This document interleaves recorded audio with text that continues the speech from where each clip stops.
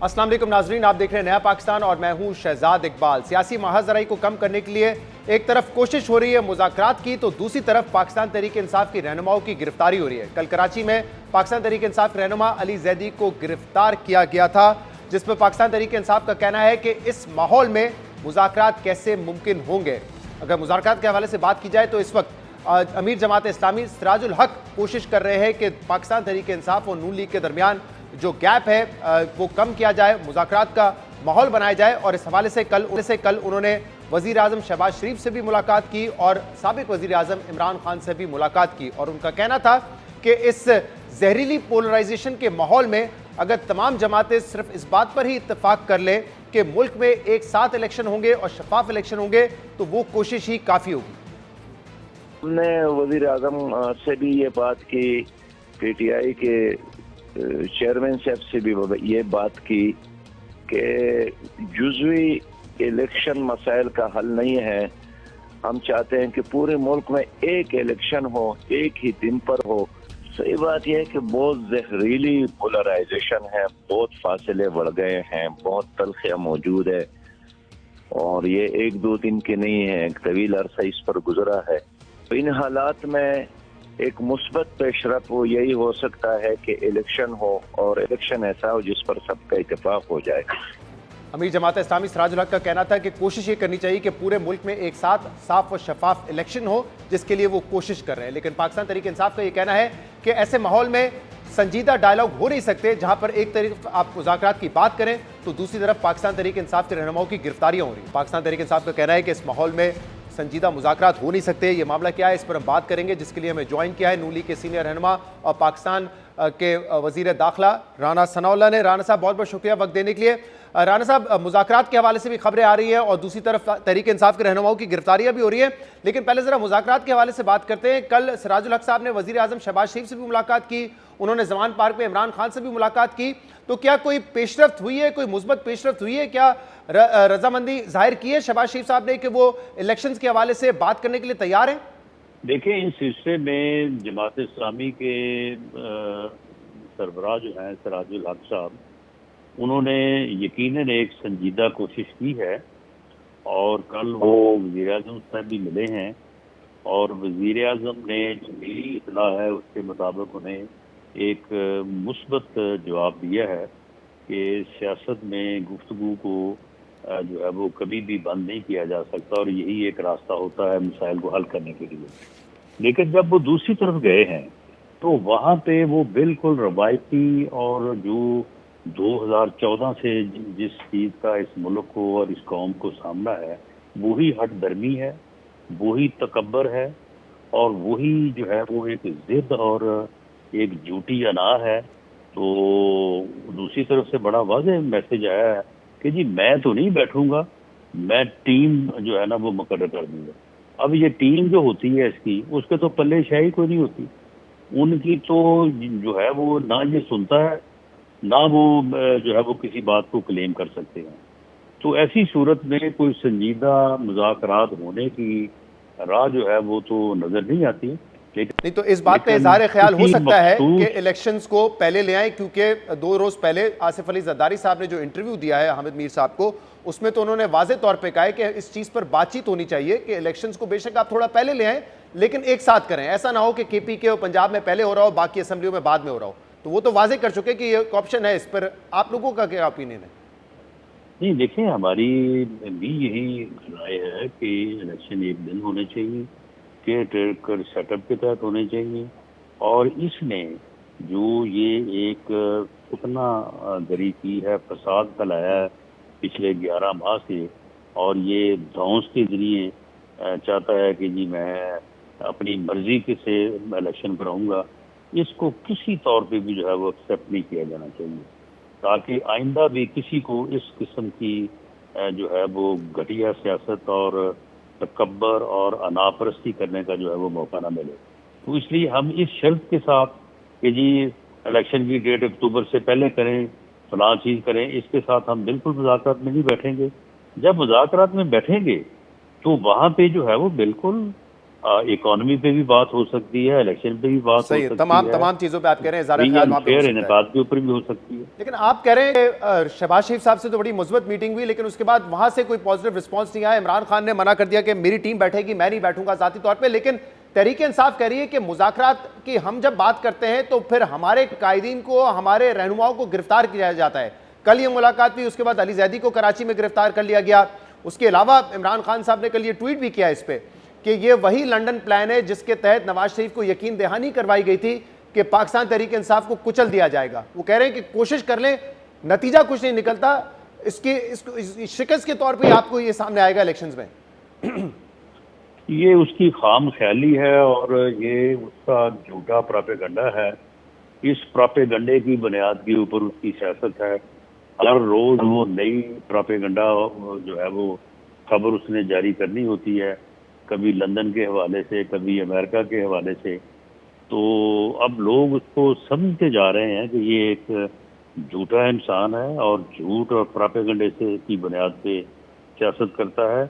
इसके बिल्कुल इनके बंदों की गिरफ्तारी का इन मुज़ाकरात से या इलेक्शन से कोई ताल्लुक नहीं है। लेकिन राना साहब, संजीदा मुज़ाकरात कैसे हो सकते हैं अगर रहनुमाओं को गिरफ्तार किया जा रहा है तो फिर? नहीं तो अली जैदी के खिलाफ जो मुकदमा दर्ज है वो कोई उसमें कोई गवर्नमेंट मुद्दई है, वो एक शहरी मुद्दई है। मुकदमा दर्ज हो गया, उसको अदालत में पेश किया जाएगा। अगर गलत है तो अदालत रिहा कर देगी, बेल ले लेगी, और अगर सही है तो फिर इसको पैसे वापस करने चाहिए उस शहरी के। इसका इलेक्शन से या इसका हुकूमत और अपोजिशन के मुज़ाकरात से क्या ताल्लुक?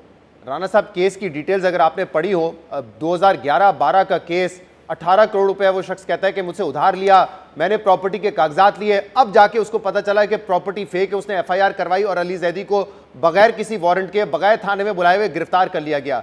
जब सियासी विक्टिमाइजेशन होती है तब इसी तरह के केसेस बनाकर ही होती है। इस केस में क्या मेरिट आपको नजर आ रही है? बदकिस्मती है ना, ये बदकिस्मती है कि अगर 18 करोड़ रुपए का फ्रॉड इसने किया 2011-12 में और आज तक जो है वो उस गरीब की सुनवाई नहीं हुई, तो सुनवाई उसकी होनी चाहिए। असल बात तो ये है कि आया इसने उससे 18 करोड़ रुपया लिया या नहीं लिया जी। तो अगर नहीं लिया और वो झूठ बोल रहा है तो उसके खिलाफ जो है वो उल्टा 182 का मुकदमा दर्ज होना चाहिए। हाँ, तो राना साहब पहले तहकीकात हो, पहले साबित हो, फिर 2011 से लेके आज तक इसको किसी ने पूछा नहीं है, तो ये तो फिर बदकिस्मती है, ये तो बाइसे अफसोस है। बात पूछा जाना चाहिए था। राना साहब, एक तो पहले तहकीकात हो, साबित हो, फिर गिरफ्तारी हो, और ये कोई वाहिद गिरफ्तारी नहीं है ना। अभी कराची में ही जो क्रैकडाउन हुआ है, उनकी सोशल मीडिया की टीम के जो रिप्रेजेंटेटिव हैं उनको मिसिंग पर्सन कर दिया, गायब हो गए, फिर बाद में पता चला कि उठाया गया है। ये कोई एक वाकया होता तो चलें आपकी बात तस्वर कर लेते कि जाती हैसियत पे किसी ने एफआईआर करवाई है। अली अमीन गंडापुर हो गए, पंजाब में वकास नामी शख्स हो गया। ये तो रोजाना की बुनियाद पर वर्कर्स गिरफ्तार हो रहे हैं ना, तो एक माहौल बना हुआ है। उस पैरा में इसको देखें ना फिर। देखें बात ये है शहजाद कि इनकी तरह अब कोई झूठे मुकदमात नहीं बनाए जा रहे जो किसी के जुम्मे लगता है। अब अगर इसने फ्रॉड किया है, नहीं किया, अदालत ने फैसला करना है। इनके खिलाफ अगर किसी के खिलाफ ट्वीट करने का, बयान देने का मुकदमा दर्ज हुआ तो वही दर्ज हुआ है जो बयान इन्होंने दिया है। लेकिन राना साहब, लंदन प्लान हो या ना हो, लेकिन ये तो बड़ा वाज़ेह है ना कि पाकिस्तान तहरीक इंसाफ पे क्रैकडाउन किया जा रहा है, उनके रहनुमाओं, उनके वर्कर्स को अरेस्ट किया जा रहा है। और ये बिल्कुल ऐसे ही है जैसे 2018 के इलेक्शन से पहले आपके मुतादिद रहनुमाओं पर केसेस बनाए गए, करप्शन के, नैब के केसेस बनाए गए। तो ये उसी किस्म का ही क्रैकडाउन लग रहा है ना? नहीं, देखिए मामला ये है कि हमारे खिलाफ तो आपको पता ही है कि उन्होंने नैब के कानून को किस तरह से, वो उस काले कानून को हमारे खिलाफ इस्तेमाल किया। अब तो जो बरवजा ला है उसके मुताबिक इनके खिलाफ अगर कोई एफआईआर हो रही हैं तो ये देख लें, इनको घर बैठे जमानत मिल जाती है। अच्छा राना साहब, ये मामला सिर्फ गिरफ्तारियों तक नहीं है। अब कल कश्मीर में, आज़ाद जम्मू कश्मीर में जो इलेक्शंस होने हैं, राजा फारूक हैदर साहब से पूछा गया कि आपको ये 3 वोट एक्स्ट्रा कहाँ से मिल गए, तो उन्होंने कहा कि जिन्नात ने दिला दिए। उनसे पूछा कि अब जब वजीर आजम का इलेक्शन होगा 7 वोट चाहिए आपको, वो मिल जाएंगे? तो उन्होंने कहा वो भी जिन्नात हमें दिला देंगे। जरा ये सुन लिए राजा फारूक हैदर साहब ने क्या कहा, फिर इस पर सवाल करता हूँ मैं आपसे। बताएं सर, ये 3 वोट किस तरह लिए है अपोजिशन ने? जिन्नात ने दिया नहीं, ये 3 वोट सारा समझने काफी जिन्नात के वोट है। वहाँ भी 7 वोट पूरे हो जाएंगे जिन्नात के? किधर? वज़ीर आज़म आज़ाद कश्मीर के इंतखाब में जिन वोट ले आते हैं। राणा साहब, इसीलिए 2018 की मैं मिसाल दे रहा था। उससे पहले आप लोगों ने कहा खलाई मखलूक हमारे लोगों को दूसरी पार्टियों में डाल रही है, पीटीआई में शामिल कर रही है। तो अब ये जिन्नात आ गए वोट देने के लिए, उस वक्त भी पता चला वो खलाई मखलूक नहीं थी, वो जनरल फैज निकले। अब जो है आप लोग कह रहे हैं कि जिन्नात वोट डलवा रहे हैं। तो देखिए, ये तो फिर राजा फारूक हैदर साहब इस बात को जो है वो एक्सप्लेन कर सकते हैं कि उनकी मुराद जिन्नात से क्या है। तो इसके बारे में मैं तो कोई जो है वो हतमी बात नहीं कह सकता कि जिन्नात अगर वहाँ पे पहुंचे हैं। वैसे जिन्नात जो है वो बनी गाला में और उसमें पाए जाते रहे हैं। उनके कहने के ऊपर फैसले होते रहे हैं, उनके कहने के ऊपर जो है वो तकर्रियाँ और अपना जो है वो पॉलिटिकली फैसले होते रहे हैं। यहाँ पे तो मेरे ख्याल से जमीनी जिन्नात ही की बात हो रही होगी, जो वोट यहाँ से वहाँ करते हैं, माजी में भी करते हैं। मतलब एस्टैब्लिशमेंट के हवाले से ही बात कर रहे होंगे ना फारूक हैदर साहब, और किसके हवाले से बात कर रहे होंगे? मेरा नहीं ख्याल कि वहाँ पे कोई ऐसी बात हुई है, क्योंकि वहाँ पे जो वज़ीर-ए-आज़म है, आपको बताइए कि उनका तल्लुक कहाँ से है, वो क्यों कर वज़ीर-ए-आज़म बने थे। नाज़रीन, प्रोग्राम में शामिल करेंगे एक ब्रेक और इसके बाद राना सनाउल्लाह साहब से पूछेंगे कि कल क्या स्टेट बैंक ऑफ पाकिस्तान और finance ministry election commissioner of Pakistan को 21 अरब रुपए जारी करने जा रहा है या नहीं। एक ब्रेक के बाद आपके सामने दोबारा हाजिर होते हैं।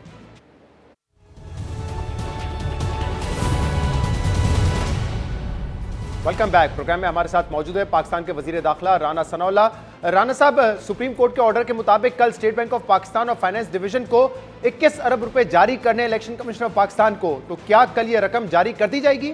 अब मैं ये तो नहीं कह सकता कि स्टेट बैंक के जो मुतल्लिका अफसरान हैं वो जारी करेंगे या नहीं करेंगे, लेकिन ये कानून के तालिब इल्म के तौर पे मैं ये समझता हूँ कि ये बड़ा सीरियस मामला होगा और इसके ऊपर बड़ा सीरियस ऑडिट ऑब्जेक्शन होगा, और उस ऑब्जेक्शन की बुनियाद के ऊपर ऐसी पेमेंट करने वाले को रिकवरी पड़ सकती है। और कहीं ऐसा ना हो कि पेमेंट करने और करवाने वाले जो है बाद में सारी ज़िंदगी जो है उस रिकवरी को भुगतते रहें। 21 अरब रुपए की रिकवरी जो है वो कोई कितना ही बड़ा शायद सीरियस क्यों ना हो, उसके लिए बड़ी मुश्किलात का बायस जो है वो हो सकती है। और इसमें ऐसा होने के बड़े वाज़े चांसेस हैं कि जो लोग पेमेंट करेंगे कल को उसके जिम्मेदार ठहराए जाएंगे। लेकिन राना साहब, ये तो सुप्रीम कोर्ट के ऑर्डर पे पेमेंट होगी, तो सुप्रीम कोर्ट के ऑर्डर पे अगर कोई ये रकम जारी करता है इलेक्शन कमिश्नर ऑफ पाकिस्तान को, तो फिर कौन सा इदारा है जो कि तहकीकात करेगा और ये मुश्किल में फंस जाएंगे? नहीं, तो मामला ये है कि अगर मेरा इख्तियार ही नहीं है तो सुप्रीम कोर्ट के ऑर्डर के ऊपर मैं वो इख्तियार कैसे इस्तेमाल कर सकता हूँ? मैं आपके अकाउंट से पैसे कैसे निकाल सकता हूँ? और ऐसा ऑर्डर जो है वो कल को रिव्यू हो सकता है, ऐसा ऑर्डर जो है वो कल को बिल्कुल इलीगल डिक्लेयर हो सकता है। ये मसाले जो है ये मौजूद हैं। राना साहब, एक लम्हे के लिए जरा सुप्रीम कोर्ट के फैसले को साइड पर रख देते हैं, जो सियासी महाजराई हो रही है उसको भी जरा साइड पर रख दें। लेकिन आप लोगों को अंदाजा है कि पार्लियामेंट इसमें जा रही है, आप एक गलत मिसाल और एक गलत बुनियाद कायम कर सकते हैं, क्योंकि कल को कोई जमात अक्सरियत में होगी, वो फंड जारी नहीं करेगी इलेक्शन के लिए, वो बजट में उसको एलोकेट नहीं करेगी, बाद में कहेंगे कि हमारे पास पैसे नहीं करवाने के लिए। आज आपकी अक्सरियत है पार्लियामेंट में, कल इमरान खान की अक्सरियत होगी, किसी और जमात की होगी। ये तो एक बड़ा गलत प्रेसिडेंट सेट हो जाएगा, एक बहुत ही खतरनाक हम बुनियाद सेट करने जा रहे हैं। इसका अंदाजा है आप लोगों को? वैसे नहीं, देखिए शहजाद साहब, आप इस बात का अंदाजा क्यों नहीं करते कि इस किस्म की गलत मिसाल जो है वो किस बुनियाद पे सेट होने जा रही है। और अगर वो बुनियाद जो है वो अगर वो जो अपोजिट यानी अमल है, जिस अमल का रद्द अमल सामने आ रहा है, अगर वो गलत है तो फिर आप रद्द अमल को जो है वो गलत कहने से पहले अमल को भी तो गलत कहना। आप मुझे बताएं कि कब कब ऐसे हुआ है पिछले 74 सालों में कि 4 जजेस एक फैसला दे रहे हैं, 3 जजेस एक फैसला दे रहे हैं? कब कब जो है वो इस मुल्क में इस तरह से जो है वो हुआ है कि आप जो है वो 8 जजेस को बिठाएं और अपने ही सुप्रीम कोर्ट का जो है वो फैसला जो है वो उसको जो है वो कलअदम जो है वो करार दे दें। इस किस्म की एपरेट जुरिसडिक्शन इससे पहले कभी पैदा हुई है? अच्छा राना साहब, अब वो 4-3 वाला तो मामला खत्म हो गया ना? जिस किस्म की सूरत हाल पैदा की गई है, जी ये सूरत हाल जो है ना, ये भी तो बहुत बुरी मिसाल है ना। ये अमल भी तो नामुनासिब है, तो फिर एक नामुनासिब अमल होगा तो उसका रद्द अमल जो है वो मुनासिब कैसे हो जाएगा? राणा साहब, एक मुनासिब अमल तो ये होना चाहिए था कि असेंबलियां तहलील हो गई हैं, आप लोगों ने कहा था इलेक्शन करवाएंगे, इलेक्शन आप करवा देते 90 दिन के अंदर, जो कि आइन भी कहता है। मामला कोर्ट में जाता नहीं, है, आइन ने ये नहीं कहता। आइन यही कहता है कि 90 दिन से ज्यादा नहीं हो नहीं, सकता। बिल्कुल नहीं कहता, आइन बिल्कुल नहीं फिर कहता। क्या कहता है आइन? और ये असम्बलियां जो है ये तहलील नहीं हुई, ये असम्बलियां जो है एक झूठी जिद और अनाज के ऊपर जो है वो कुर्बान हुई है। ये गैर आईनी अमल हुआ है। राणा इस साहब अमल तो का जायजा लिया जाना चाहिए था। जी राणा साहब, अगर फुल आप कोर्ट को बैठना चाहिए था, फुल कोर्ट को बैठ के इज्तिमाई दानिश जो है वो उसको बुरे राणा साहब और सुनिएगा, एक तो आइन यही कहता है राणा साहब, इंडिविजुअल अफराद की जो जिद है वो मुल्क को जो है वो इस तरफ धकेल रही है। राणा साहब, एक तो आइन बिल्कुल यही कहता है कि 90 दिन के अंदर इलेक्शन होने चाहिए। दूसरा, अगर आप कहते हैं कि गलत तरीके से असेंबली तहलील की तो चैलेंज करना चाहिए था, आप लोगों ने उसको उस वक्त चैलेंज भी नहीं किया। जहां तक 4-3 वाला मामला है वो आपकी हुकूमत खुद खत्म कर चुकी है। आप सियासी तौर पे तो 4-3 कहते हैं, लेकिन आप अमल दरामद 3-2 के बेंच पे ही कर रहे हैं। आप अमल दरामद जो 3 बेंच बनाता है इंप्लीमेंटेशन बेंच, उस पर ही कर रहे हैं। अटॉर्नी जनरल ने कहा है कि हमने तो देखें, फिर अगर हम अमल दरामद कर रहे हैं तो फिर झगड़ा किस बात का? नहीं, हाँ, तो अमल दरामद करके आप पार्लियामेंट की जिम्मे डाल रहे हैं, इसलिए मैं नहीं जी तो फिर आप किस बात के ऊपर जो है वो आप नाराज हो रहे हैं? अगर हम अमल दरामद कर रहे हैं मैं तो आपकी उस बात का जवाब दे रहा हूँ, होने दे। मैं तो कह रहा हूं आपकी उस बात का जवाब दे रहा हूं जब आपने कहा 4-3 वाला है। मैं कह रहा हूं 4-3 तो हुकूमत ने खुद ही खत्म कर दिया, लेकिन अब आप पार्लियामेंट को सामने लेकर आ रहे हैं कि पार्लियामेंट फंड देने से इनकार कर रही है। कल किसी और की हुकूमत होगी, उसने भी पार्लियामेंट को आगे कर देना है अपनी अक्सरियत दिखा के कि हम फंड नहीं दे रहे, करवा लो इलेक्शन। फिर अगर इस किस्म की हरकतें, इस किस्म की जो है वो तजावजात और इस किस्म के यक तरफा अना पे मबनी, जिद पे मबनी, मुतकब्बराना और गैर आईनी काम होंगे तो उसके नतीजे में या उसके खिलाफ बिल्कुल पार्लियामेंट जो है उसे आना चाहिए आगे। और उस मैं समझता हूँ कि ये फिर पार्लियामेंट जो है वो बिल्कुल इन चीज़ों में आगे आएगी। अगर एक अमल होगा तो उसका रद्द अमल जो है वो फिर यकीनी तौर पे जो है वो सामने आएगा।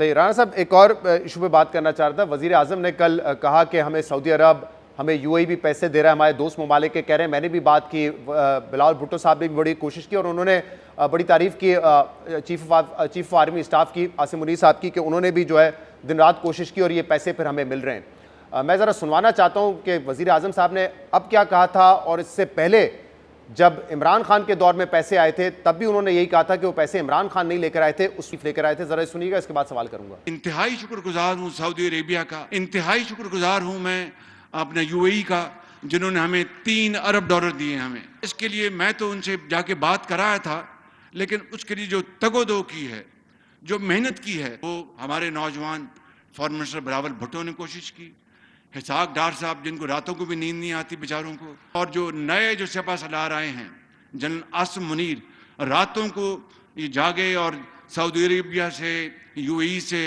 मैंने इस तरह ये मामला तय पाया। और सऊदी अरब की कमाल मेहरबानी है, यूएई की हमारे ब्रदर मुल्क उनकी कमाल मेहरबानी है, चाइना की मेहरबानी है कि वो पाकिस्तान की इस आड़े वक्त फिर मदद को आप पहुंचे हैं।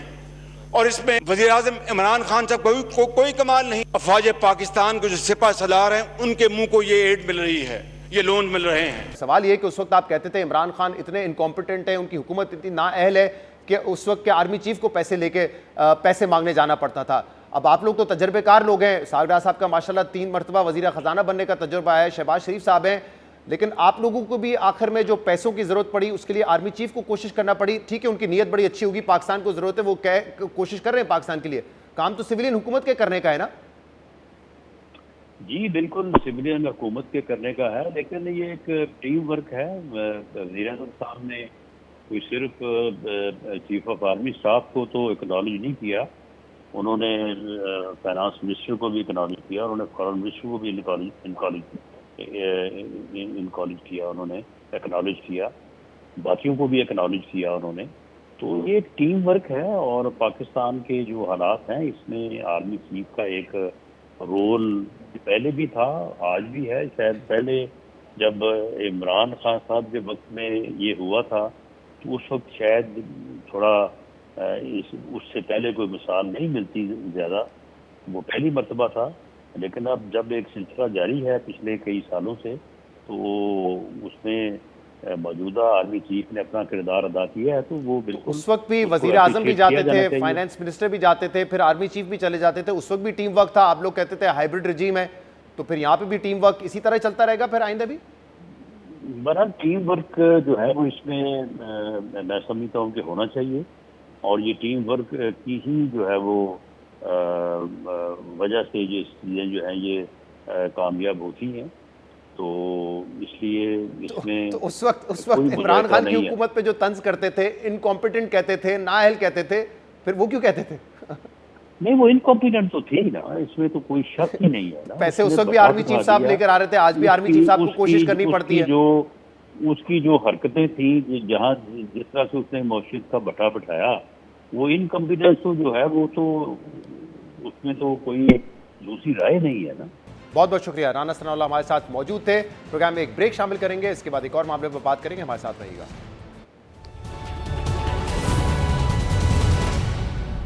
Welcome back. पाकिस्तान इस वक्त संगीन माशी बहरान से गुजर रहा है, जहां पर माशी तरक्की की रफ्तार कम होती जा रही है और महंगाई में इजाफा होता जा रहा है। पिछले माह जो महंगाई रिकॉर्ड की गई वो 35% थी। महंगाई में 35% का इजाफा हुआ है, जिसका बराह रास्त असर अवाम पर पड़ रहा है। उनकी क़ुव्वत खरीद कम होती जा रही है और खदशा है कि आने वाले दिनों में जो बेरोजगारी है उसमें मजीद इजाफा होगा। लेकिन सिर्फ अवाम ही नहीं, जो बिजनेस कम्युनिटी है, जो कारोबारी तबका है, वो भी इस माशी बहरान से शदीद मुतासर हो रहा है। इस वक्त एक सबसे बड़ा प्रॉब्लम कंपनीज के लिए यह है कि जो इंपोर्ट के लिए एलसीज हैं वो खुल नहीं रही हैं, वो अपना रॉ मटेरियल इंपोर्ट नहीं कर पा रहे हैं। और ये प्रॉब्लम जो है वो लोकल के साथ साथ फॉरेन कंपनीज के साथ भी है, मल्टीनेशनल्स के साथ भी है। बल्कि मल्टीनेशनल्स के लिए जो प्रॉब्लम है वो इससे ज़्यादा संगीन है, क्योंकि एक तरफ वो रॉ मटेरियल इंपोर्ट नहीं कर पा रहे, इंपोर्ट पे जो रिस्ट्रिक्शंस है, जो पाबंदियां है उस वजह से, और दूसरा जो मुनाफा वो पाकिस्तान से बाहर भेजते हैं अपने हेडक्वार्टर्स में, वो भी पिछले 1 साल से नहीं भेज पाए हैं और तकरीबन ये अमाउंट बनता है $1.5 बिलियन का।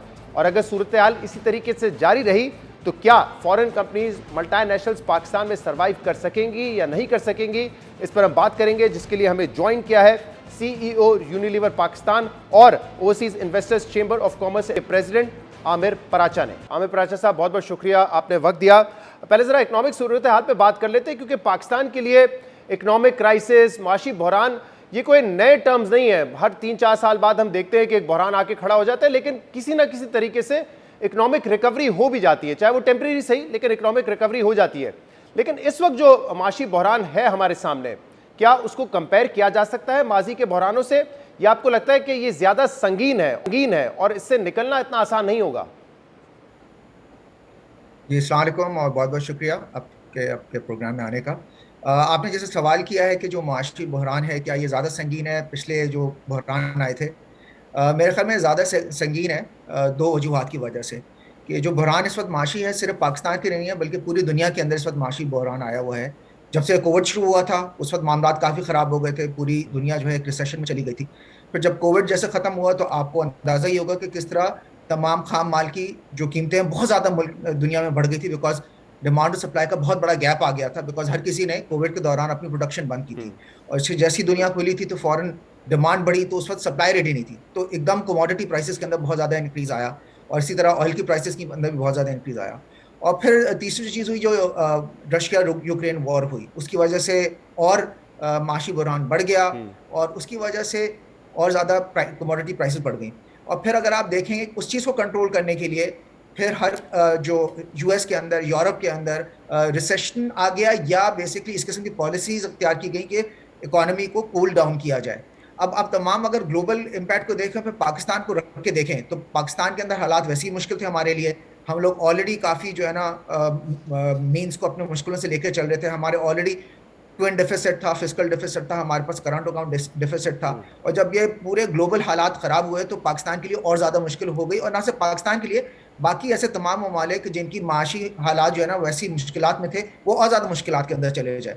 उसकी वजह से पाकिस्तान का इस वक्त जो माशी बहरान है वो पिछले जो माशी बहरान गुजरे हैं पिछले 10-15 साल के दौरान, ये ज़्यादा संगीन है और इससे निकलना ज़्यादा मुश्किल साबित हो रहा है। और क्योंकि आपने दुरुस्त कहा, दुनिया भर में देखा गया था सुपर कमोडिटी साइकिल का इम्पैक्ट, लेकिन पाकिस्तान में भी जो रिजर्व्स थे कम हुए, और फिर जो IMF प्रोग्राम में हम थे उससे बाहर आ गए। उसकी कुछ सियासी वजूहत भी है, लेकिन इन सब की वजह से जो बैलेंस ऑफ पेमेंट सिचुएशन है पाकिस्तान की वो ज़्यादा बिगड़ गई। और माजी में भी हमने देखा जो क्राइसिस पाकिस्तान में आए वो इसी वजह से आए।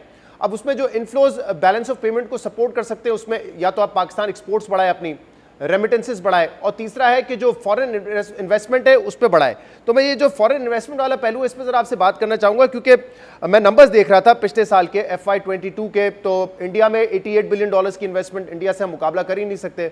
बांग्लादेश में भी तकरीबन $3.5-4 बिलियन की इन्वेस्टमेंट आई थी, लेकिन पाकिस्तान में जो फॉरेन इन्वेस्टमेंट लास्ट ईयर थी इट वॉज ओनली $1.8 बिलियन, और इस साल उसमें मजीद 40% की कमी आई है। इसकी क्या वजह है? पाकिस्तान में फॉरेन इन्वेस्टर क्यों नहीं आ रहा है? क्या चैलेंजेस क्या है जिसकी वजह से वो नहीं आना चाह रहे पाकिस्तान? बिल्कुल आपने सही कहा जी। पाकिस्तान के अंदर जो FDI फॉरेन डायरेक्ट इन्वेस्टमेंट बहुत कम हो गई है।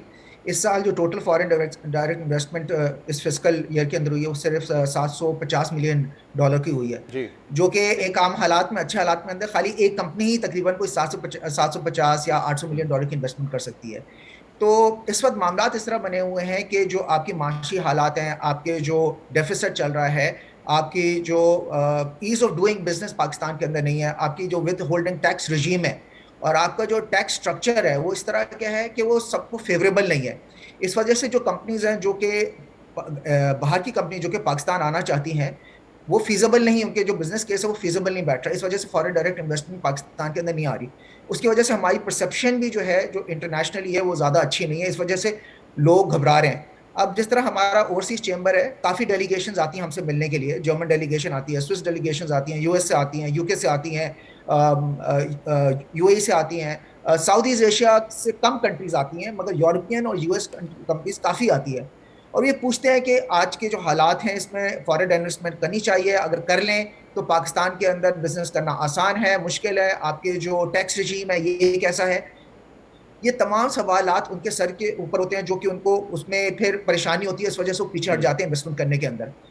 और अगर आप नए इन्वेस्टर को ना भी देखें और आजकल जो हालात बने हुए हैं, जो आपका एग्जिस्टिंग इन्वेस्टर है वो खुद परेशान है।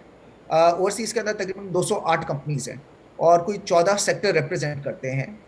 उनकी काफ़ी मुश्किलात बढ़ी हुई है। फॉर एग्जांपल रेमिटेंसेस वो तकरीबन पिछले 1 साल से नहीं दे पा रहे। जब इस किस्म के मामलात नए इन्वेस्टर देखते हैं तो वो एक नेचुरल बात है, वो खुद पीछे हट जाते हैं, जिसकी वजह से पाकिस्तान के अंदर नहीं आ रही। अगर हम इंडिया को देखें, बांग्लादेश के अंदर देखें, जो ओवरऑल इन्वेस्टमेंट क्लाइमेट है उसको इतना कंड्यूसिव बना दिया गया है कि वो लोग आते हैं, इन्वेस्ट करते हैं और वो रिटर्न्स भी डीप करते हैं। एक अच्छी बात सिर्फ यह है कि पाकिस्तान के अंदर जाहिर बात है ये एक वर्जन इकोनॉमी है, यहाँ पे 220 मिलियन लोग हैं, अपॉर्चुनिटी साइज बहुत बड़ा है। अगर हम अपनी इकोनॉमी को, अपने इन्वेस्टमेंट क्लाइमेट को हम कंड्यूसिव बना लें तो इन्वेस्टमेंट यकीनन आएगी, कोई इसके अंदर दो राय हो नहीं सकती है। सही, लेकिन देखिए ये जो प्रॉब्लम्स जिनका आपने भी जिक्र किया, चाहे वो लोकल इन्वेस्टर और खासतौर पे फॉरेन इन्वेस्टर जब पाकिस्तान आते थे 2-3 सवाल तो उनके जहन में होते थे ना, कि इकोनॉमिक पॉलिसीज़ जो हैं उसमें क्या कंटिन्यूटी होगी, क्या ग्रोथ सस्टेनेबल होगी, महंगाई कितनी होगी, रेड टेप का इशू है, ये तमाम इशूज़ होते थे। लेकिन इस वक्त जो सिनेरियो है वो तो काफ़ी मुख्तलिफ इस लिहाज से है कि अब एक इशू डिवैल्यूएशन का है। पिछले साल मैसिव डिवैल्यूएशन हुई और ये सिलसिला 2017-18 से चलता हुआ आ रहा है डिवैल्यूएशन का। उसके फिर आपने जैसे कहा कि प्रॉफिट या डिविडेंड को रिपैट्रिएट नहीं कर पा रही है फॉरेन कंपनीज, और इससे बढ़कर जो इंपोर्ट के इश्यूज हैं कि आप रॉ मटेरियल इंपोर्ट नहीं कर पा रहे जिसकी वजह से आप प्रोडक्शन नहीं कर पाएंगे।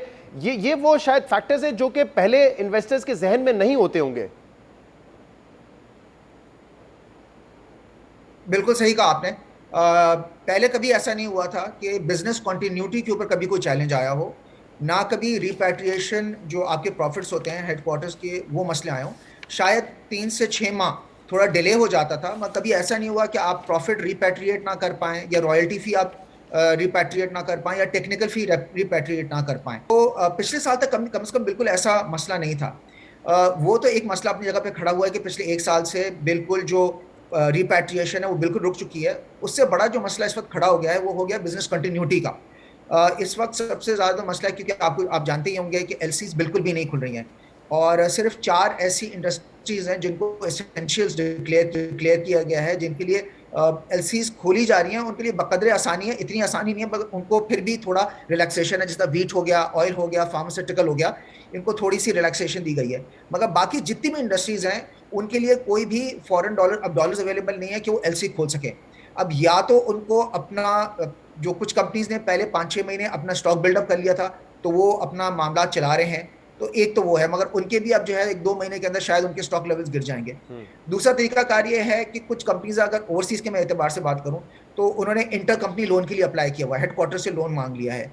तो जो कंपनी जो कि बड़ी हैं, जो पुरानी हैं, जो काफ़ी अरसे से काम कर रही हैं, तो वो तो शायद इंटर कंपनी लोन दे रहेंगी, मगर वो भी शायद 2-3 महीने के लिए आपको इंटर कंपनी लोन दे दें, उसके बावजूद इसको वो भी नहीं चला सकती। और तीसरा वो है कि जिस तरह आपके IFC किस्म के जो इदारे हैं, जो इंटरनेशनल फाइनेंस कॉर्पोरेशन है, जो कि वर्ल्ड बैंक का विंग है, वो इस वक्त जो है आपको इस वक्त फाइनेंसिंग कर रहा है 365 डेज के क्रेडिट के ऊपर, डॉलराइज्ड, बट वो भी अनहेज्ड है। वो आपको पता नहीं है कि जब आपको 12 महीने बाद जब आपने रीपे करने जाना है, तो उस वक्त डॉलर टू PKR का क्या पैरिटी होगा। तो उसकी वजह से फर्दर आपके चैलेंजेस हैं कि लेने वाला भी घबराता है कि यार 6 महीने 12 महीने बाद जब मैं रिटर्न करने जाऊंगा, तो क्या ये जो मैं लोन ले रहा हूँ ये मेरे लिए वाइबल है कि नहीं है। तो ये मामलात खड़े हो गए हैं। कुछ कंपनीज अभी तक मैनेज कर रही हैं, बट कुछ सेक्टर्स हैं जो कि बिल्कुल शट डाउन हो गए हैं, जिसका आपको पता ही होगा कि ऑटोमोबाइल सेक्टर पिछले 3-4 महीने से प्रोडक्शन उनकी बंद हो गई है। आपका जो व्हाइट गुड्स का जो सेक्टर है, डॉलर्स वगैरह, वो भी प्रोडक्शन पिछले 3-4 महीने से नहीं कर पा रहे। इसी तरह आपका जो फार्मा का सेक्टर है, वो भी प्रोडक्शन नहीं कर पा रहे, बिकॉज उनको प्राइस इंक्रीज अलाउ नहीं की गवर्नमेंट ने बड़े अरसे से। और पिछले दिनों पूरा जो फार्मा ब्यूरो का एक डेलीगेशन थी, वो इस्लामाबाद ऑफिस गई थी, वो काफ़ी अरसे से उनको रीच आउट कर रही थी, उनकी कॉन्वर्सेशन भी हुई, और उन्होंने कोई 38.5% का फ्लैट इंक्रीज मांगा है। और ये मेरे ख्याल में उनका बिल्कुल राइट है, बिकॉज आपने पूरे इस सेक्टर को रेगुलेट किया हुआ है, अनलाइक अदर सेक्टर जहां पे अगर कॉस्ट बढ़ती है तो आप प्राइस इंक्रीज कर लेते हैं। ये प्राइस कंट्रोल सेक्टर है। तो ये मामला बहुत ज़्यादा मुश्किल हो गए हैं, जिसकी वजह से कुछ जो इंडस्ट्रीज हैं वो बहुत ज़्यादा मसले के अंदर आ गई हैं। कुछ इंडस्ट्रीज के अंदर प्रोडक्शन बंद हो चुकी है। उन लोगों ने या तो अपने एम्प्लॉयज़ को उनको कह दिया है कि जी आप कल से मत ना आइएगा, कुछ को फरलोड कर दिया है, कुछ लोगों ने 3-4 महीने की तनख्वाह दे दी है, शायद अगले 3-4 महीने के अंदर उनकी प्रोडक्शन नहीं हो जाएगी। मगर हालात और ज़्यादा बिगड़ते चले जा रहे हैं, और ये अब बाकी जो कंपनीज है जो अभी तक अपने कुछ मामला चला पा रही थी, अब उनके ऊपर ज़्यादा मुश्किलात आनी शुरू हो गई हैं। और अगले 3-4 महीने बहुत ज़्यादा ये एक डिफाइनिंग मोमेंट होगा पाकिस्तान के लिए। और क्योंकि ऑब्वियसली महंगाई है, परचेसिंग पावर कम हो रही है, तो जो स्लो डाउन है उसका इम्पैक्ट अभी तो हमने देखना शुरू किया है, शायद इससे ज़्यादा संगीन हो अगर सूरत हाल को एड्रेस नहीं किया गया।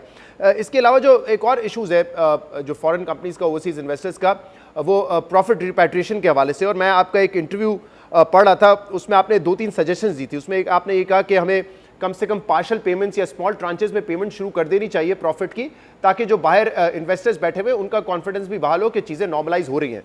दूसरा आपने ये एडवाइस किया था कि जो डिविडेंड ऑलरेडी एक्यूमुलेट हो चुका है उसको डॉलराइज्ड कर दें, यानी कि एक रेट पे लॉक कर दें, और बेशक अगर उसकी पेमेंट स्टेट बैंक से 1 साल बाद 1.5 साल बाद भी होती है तो आपको फॉरेन एक्सचेंज में लॉस ना हो मजीद डिवैल्यूएशन की वजह से, और इस तरह हुकूमत को भी टाइम मिल जाएगा। तो इन दोनों सजेशंस पर कोई जवाब आया हुकूमत का?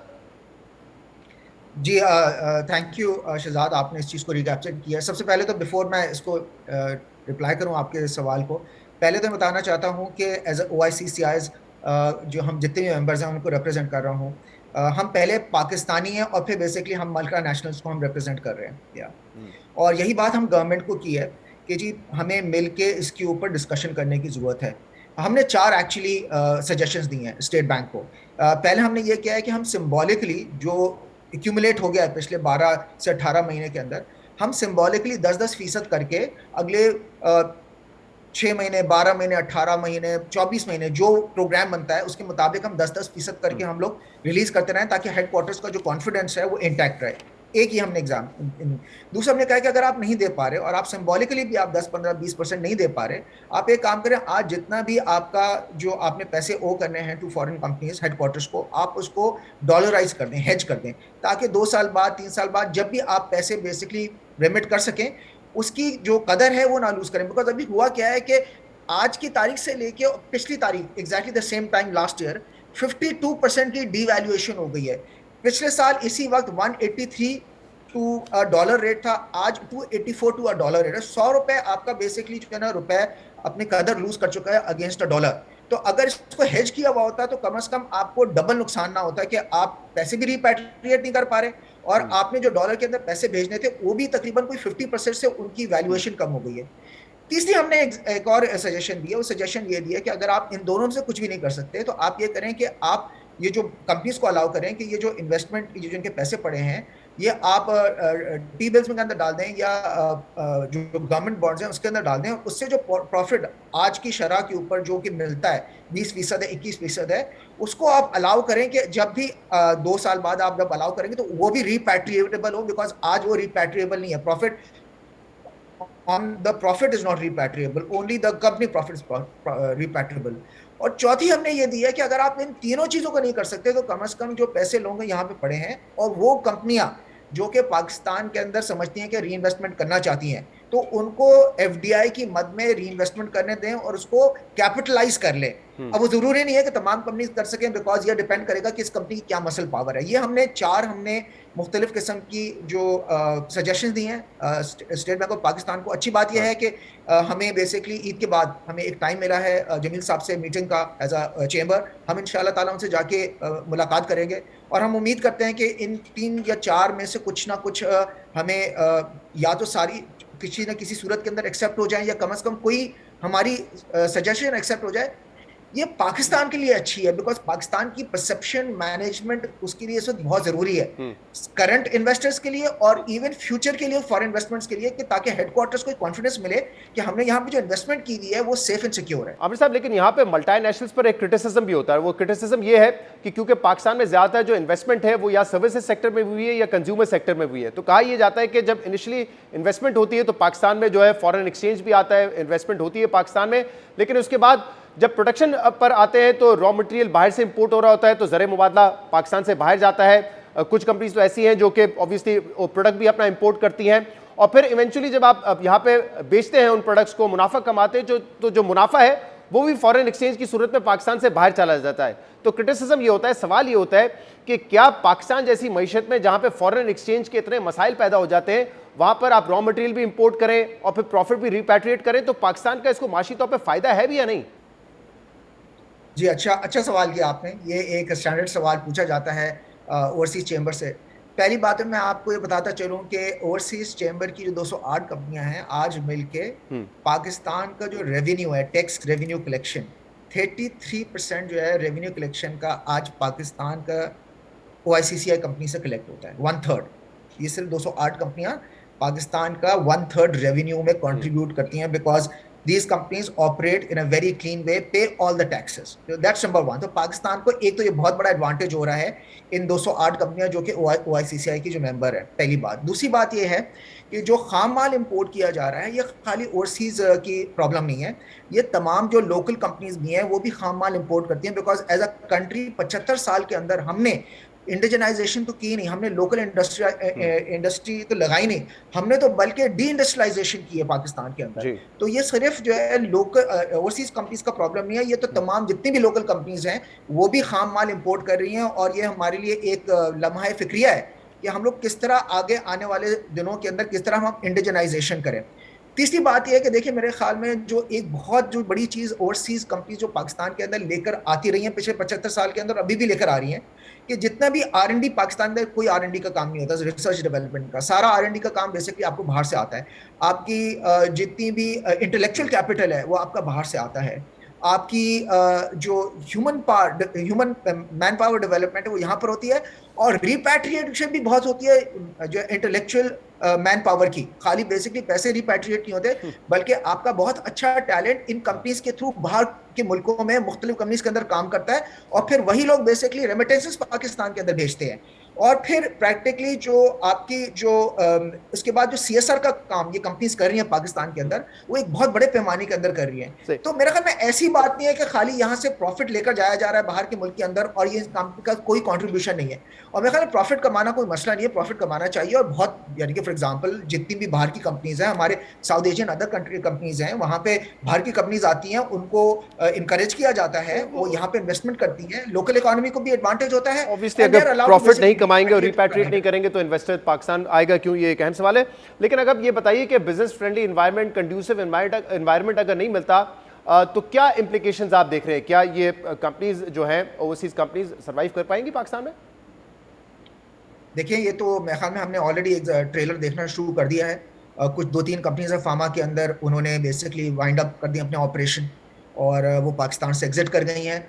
अभी तक अल्हम्दुलिल्लाह कोई बहुत बड़ी कंपनी ने तो अनाउंस नहीं किया, बट अगर हमने इस मसले को एड्रेस नहीं किया और बिजनेस कंटिन्यूटी को हम एड्रेस नहीं कर पाए, और जिस तरह ऑटोमोबाइल सेक्टर इस वक्त जो चैलेंज्ड है, आपका फार्मा सेक्टर चैलेंज्ड है, आपका ऑयल सेक्टर बहुत बड़ी इस वक्त चैलेंज्ड है इस वक्त, बिकॉज वो भी प्राइस कंट्रोल्ड है। आपकी डिवैल्यूएशन बहुत ज़्यादा हो गई है, ऑयल की प्राइसेस बढ़ी हुई हैं, वो भी प्राइस कंट्रोल्ड है, उनको भी प्रैक्टिकली जो मार्जिन दिया जा रहा है बहुत कम दिया जा रहा है, और वो प्रॉफिट नहीं बना पा रही हैं, उनके लिए भी बहुत ज़्यादा मसला हो गया है। वो भी बेसिकली बहुत इस चीज़ को इवेल्युएट करी है हेडक्वार्टर्स के कि यार is it worth actually continuing their operation.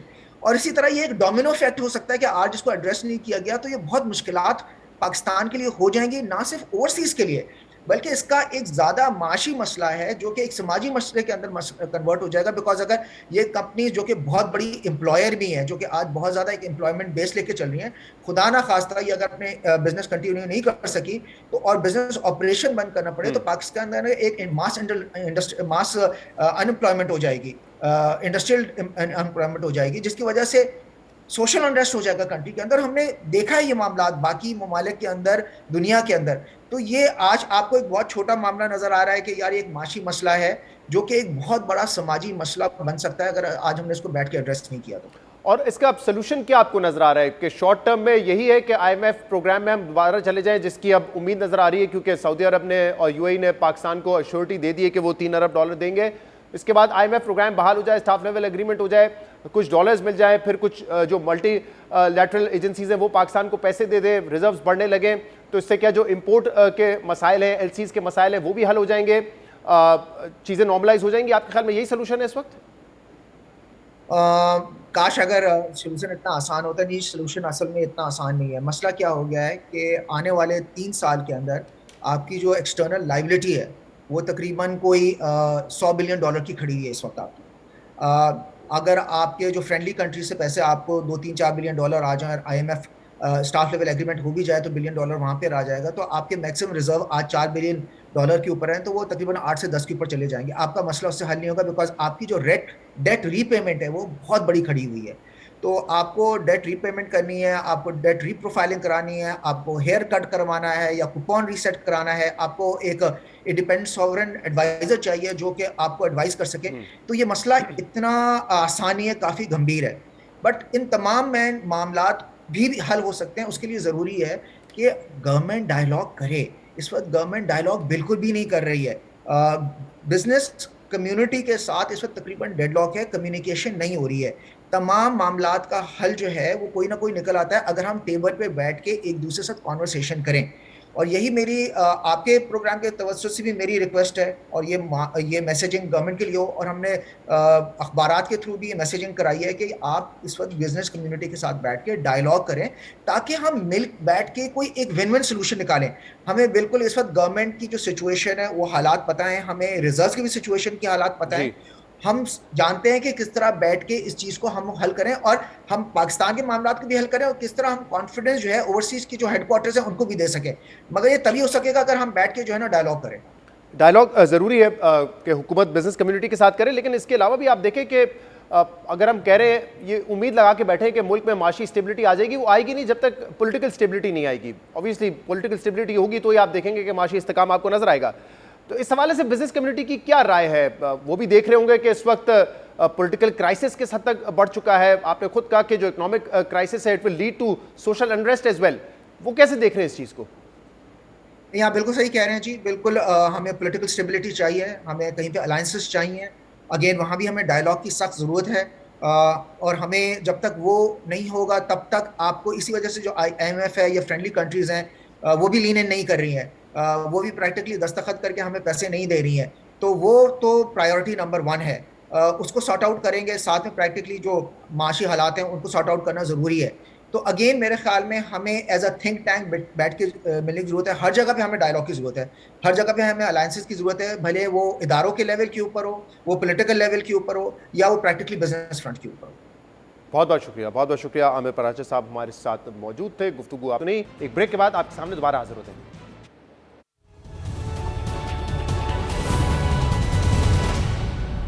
Welcome back. एक ऐसा मामला जिसकी वजह से 2 एटमी ताकतें आमने सामने आई, जिस वाक़े की वजह से पाकिस्तान और भारत के जंगी तैयारों ने 1971 के बाद पहली बार एक दूसरे की बैनुल अक़वामी सरहदों को अबूर किया। दोनों ममालिक के जंगी तैयारे आमने सामने आए। सरहद के दोनों तरफ अफवाज को मुतहर्रिक किया गया और 4 जंगें लड़ने वाले 2 एटमी ममालिक 5वीं जंग के दहाने पर आ गए और बाद में आलमी ताकतों को बीच में आकर मामला हल करवाना पड़ा।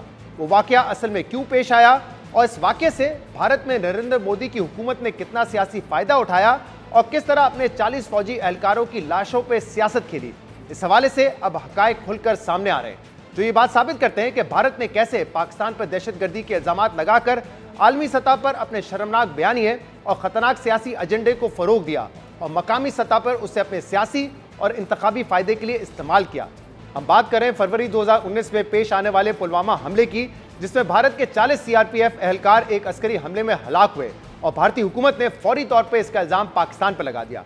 लेकिन अब भारत के अंदर से अहम रियासती ओहदों पर तैनात रहने वाले बीजेपी के अपने लोग ये गवाही दे रहे हैं कि बीजेपी ने पुलवामा वाकये की जड़ को समझने के बजाय जबरदस्ती इसका इल्जाम पाकिस्तान पर लगाया था ताकि इस वाकये से सियासी फायदा उठाया जा सके।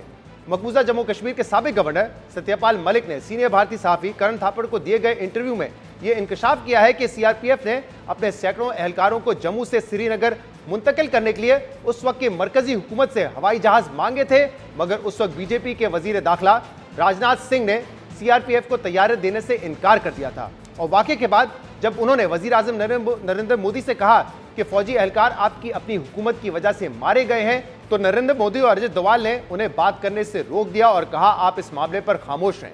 सत्यपाल मलिक ने कहा कि इसके बाद मुझे अंदाजा हो गया था कि हुकूमत इसका मलबा पाकिस्तान पर डालना चाहती है। सत्यपाल मलिक बीजेपी के अहम रहनुमा हैं और वो अब तक भारत के 4 रियासतों के गवर्नर रह चुके हैं और जब पुलवामा हमला हुआ उस वक्त वो मकबूजा जम्मू कश्मीर के गवर्नर थे, इसलिए उनका ये एतराफ़ बहुत अहम है।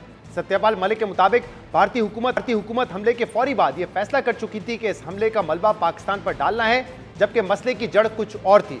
सत्यपाल मलिक के इंटरव्यू से ये बात वाज़ेह होती है कि भारतीय हुकूमत को पुलवामा हमले का पहले से इल्म था, मगर इस हमले को रोकने के लिए कुछ नहीं किया गया। कई रोज तक 300 किलो धमाका खेज मवाद से भरी गाड़ी रियासत में घूमती रही, मगर उसको किसी ने इंटरसेप्ट नहीं किया। मोदी हुकूमत जानती थी कि जिस रूट से सीआरपीएफ के 78 गाड़ियों का काफिला गुजरेगा, जिसमें 2500 से ज्यादा एहलकार सवार थे, वो हमले की जद में आ सकते हैं, मगर उसके बावजूद उसके रूट और आसपास की सड़कों पर सिक्योरिटी का कोई इंतजाम नहीं किया गया। और जब हमला हो गया तो 40 फौजी एहलकारों की लाशों को सियासी और इंतखाबी फायदे के लिए इस्तेमाल किया गया, जबकि भारतीय जरीदे की तहकीक के मुताबिक पुलवामा हमले से सिर्फ एक दिन पहले तक कम से कम 11 इंटेलिजेंस रिपोर्ट्स इस खतरे का इजहार कर चुकी थी कि इस किस्म का हमला हो सकता है, मगर मोदी हुकूमत ने तमाम थ्रेट अलर्ट्स को सुना अनसुना कर दिया। और हमले के बाद भी भारतीय तहकीकाती एजेंसी एनआईए के अफसर ने यह बताया था कि मुमकिन है धमाका खेज मवाद एक तामीराती मकाम से हासिल किया गया हो, क्योंकि इस मिकदार में धमाका खेज मवाद सरहद पार से स्मगल नहीं किया जा सकता। मगर बाद में उन्हें बयान तब्दील करके कहना पड़ा कि सरहद पार से स्मगलिंग के इम्कान को मुस्तरद नहीं किया जा सकता। मगर अब सत्यपाल मलिक के इंटरव्यू ने इस वाकये की तहकीकात पर नए सवालात खड़े कर दिए हैं और भारतीय वजीर आजम नरेंद्र मोदी से सवालात किए जा रहे हैं, उनसे माफी मांगने का मुतालबा जोर पकड़ता जा रहा है। अहम बात यह है कि पुलवामा में यह वाकया उस वक्त पेश आया जब भारत में आम इंतखाबात सिर्फ 2 माह दूर थे और इस वाकये के नतीजे में बीजेपी ने मुल्क में जंगी माहौल बनाया, पाकिस्तान मुखालिफ बयानबाजी में तेजी आई, कौम परस्त जज्बात को भड़काया गया, पाकिस्तान पर हमले की धमकियां दी गई और फिर पुलवामा वाकये की तकरीबन 2 हफ्ते बाद भारत ने बैनुल अक़वामी सरहद अबूर करके बालाकोट पर फिजाई हमला भी किया, जिसके जवाब में पाकिस्तानी फिजाइया ने एलओसी पार करके भारतीय फौजी ठिकानों को निशाना बनाया और मिग 21 को गिराकर भारतीय पायलट अभिनंदन को भी गिरफ्तार कर लिया गया। मगर पुलवामा के बाद से आम इंतखाबात तक बीजेपी ने इस वाकये को पूरी तरीके से कैश किया और इस वॉर मॉन्गरिंग के नतीजे में बीजेपी 2019 के आम इंतखाबात जीतने में कामयाब हुई और मोदी दूसरी बार वजीर आजम बन गए। मगर इसके बाद भारत के अंदर से ये आवाजें उठना शुरू हो गई कि नरेंद्र मोदी ने अपने फायदे के लिए खुद ये हमला करवाया था। पुलवामा वाकये को 1 साल पूरा होने पर कांग्रेस रहनुमा राहुल गांधी ने सवाल उठाया कि बताया जाए कि पुलवामा वाकये का सबसे ज्यादा फायदा किसको हुआ है, इस हमले की तहकीकात का क्या नतीजा निकला और बताया जाए कि इस सिक्योरिटी नाकामी जिससे हमलावरों को खुली छूट दी गई थी, उस पर किस हुकूमती रहनुमा को कटहरे में खड़ा किया गया। एक और कांग्रेस रहनुमा उदित राज ने कहा कि मोदी की चालबाजियों ने यह वाजे कर दिया है कि मोदी ने ताकत के नशे के लिए पुलवामा हमला खुद करवाया था। इसके अलावा कुछ अर्सा पहले मशहूर भारतीय एंकर अर्नाब गोस्वामी, जो बीजेपी के बहुत करीब समझे जाते हैं, उनके व्हाट्सएप मैसेजेस लीक हुए जिसमें वो पुलवामा हमले के रोज उस वाकये पर खुशी का इजहार कर रहे थे। अर्नाब गोस्वामी अपने मैसेज में एक ओहदेदार को बता रहे थे कि इस हमले से उन्हें बहुत कामयाबी मिली है और इससे इंतखाबात में कामयाबी में बड़ी मदद मिलेगी। बहरहाल अब बीजेपी के सीनियर रहनुमा सत्यपाल मलिक ने खुद इस खेल के राजों से पर्दा उठा दिया है। जिससे पाकिस्तान के मौकिफ की तायद होती है कि पुलवामा हमले का ड्रामा भारत ने खुद रचाया था ताकि पाकिस्तान पर हमले का जवाब बना सके। तर्जुमान दफ्तर ख़ारजा ने आज इस हवाले से अपने बयान में कहा है कि सत्यपाल मलिक के पुलवामा हमले के बयान ने पाकिस्तानी मौकिफ की तस्दीक की है। उम्मीद है आलमी बरादरी ताज़ातरीन इंकशाफ का नोटिस देगी। पाकिस्तान मुसलसल भारत के मनफी अज़ाइम, दहशतगर्दी के झूठे बयानिए और मकबूजा जम्मू कश्मीर में इंसानी हकूक़ की खिलाफ वर्जियों पर दुनिया से नोटिस लेने का मुतालबा कर रहा है। मगर अलमिया यह है कि जिस भारत ने कश्मीरियों से इनके हकूक़ सलब किए, मकबूजा जम्मू कश्मीर का खुसूसी दर्जा वापस लिया, रियासत को 3 हिस्सों में तकसीम किया, कई माह तक रियासत में कर्फ्यू लगा कर रखा, वही श्रीनगर में भारत अब G20 ममालिक की मेज़बानी करेगा और अमेरिका, यूरोपियन यूनियन, बरतानिया और फ्रांस समेत दीगर ममालिक इंसानी हकूक़ की खिलाफ वर्जियों को नज़रअंदाज करके भारत के जम्मू कश्मीर पर गैर कानूनी कब्जे को कानूनी जवाब फराम करेंगे।